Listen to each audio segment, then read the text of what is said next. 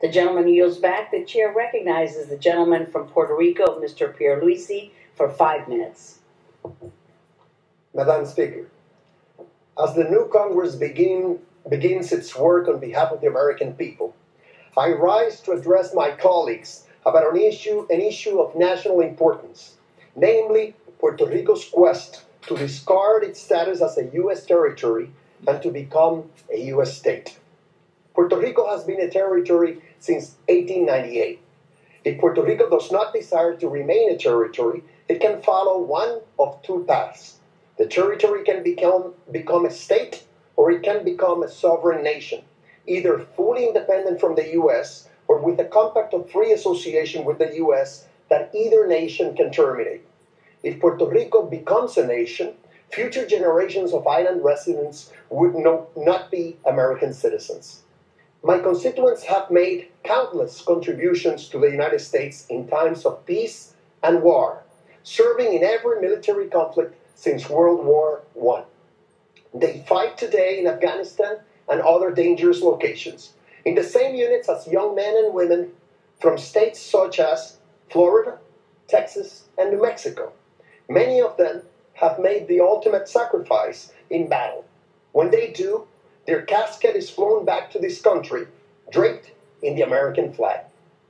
It takes a special kind of patriotism to fight for a nation that you love, but one that does not treat you equally. Although Puerto Rico is home to more American citizens than 21 states, my constituents cannot vote for president, are not represented in the Senate, and have one non-voting delegate in the House. Moreover, territory status gives Congress license to treat Puerto Rico worse than the states, and Congress often uses that license. Everyone other than apologists for the status quo comprehends that territory status is the root cause of the economic crisis in Puerto Rico. As a result of the structural problems this status has created, residents of Puerto Rico are relocating to the states in staggering numbers.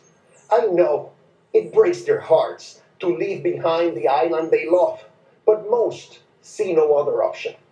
Yet, through the clouds, a bright sun is emerging. The people of Puerto Rico have finally said no more. They have come to the conclusion that they deserve a status that is both democratic and dignified.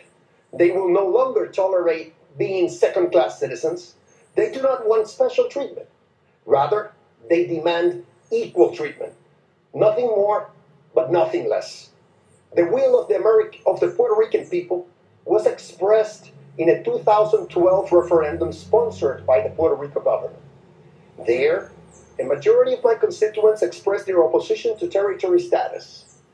Statehood received more votes than territory status, and statehood received far more votes than independence or free association, proving that Puerto Rico has no desire to weaken the bonds forged with the United States over nearly 12 decades. In short, statehood is now the predominant force in Puerto Rico.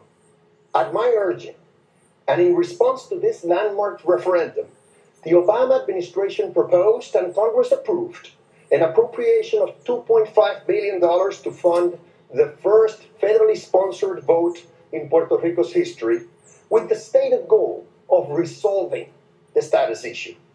I have proposed that the funding be used to hold a simple, federally sponsored yes or no vote on whether Puerto Rico should be admitted as a state, just as Alaska and Hawaii did. This approach would yield a definitive result that nobody could reasonably question, and it has broad congressional support, since the bill I introduced last Congress that embodies this approach had 100 and led to the filing of an identical Senate companion bill. All that remains is for the governor of Puerto Rico to schedule the vote. Yet, a year has passed, and we have seen only inertia and indecision. All talk and no action.